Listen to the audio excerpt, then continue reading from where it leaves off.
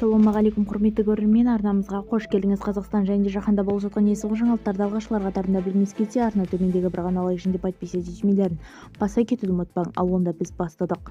Алматылық жасөспірім 2 жасар баланы жерге лақтырып жіберген. Алматыда анасының жанында жүрген баланың қасына белгісіз жасөспірім келіп, еш себепсіз көтеріп, бар күшімен жерге лақтырып жіберген деп хабарлайды Turkistan.kz порталы.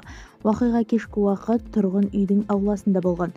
Дәрігерлер алғашқы медициналық көмек көрсетіп, баланың қолы сынғаны анықталды. Анасы Зарина Сапардың айтуынша, уақиғадан кейін сәби түнде жылап, ұйықтай алмай жүр. Бірден полицияға арыз жаздым, бірақ әлі ешкім хабарласқан жоқ. Аудандық полиция бөліміне барғанымда, ол кәмелетке толмаған, ештеңе істей алмаймыз деді. Жасөспірімнің ата-анасы емдеу шығынын мен моралдық өтемақыны төлеуден бас тартты деді ол. Полиция департаментінің мәліметінше, аталған дерек бойынша Әуезов аудандық полиция басқармасы қылмыстық іс қозғады. Қажетті тергеу амалдарынан кейін процедуралдық шешім қабылданды. Бізді тамашалауды жалғастырыңыз, сау саламат болыңыз.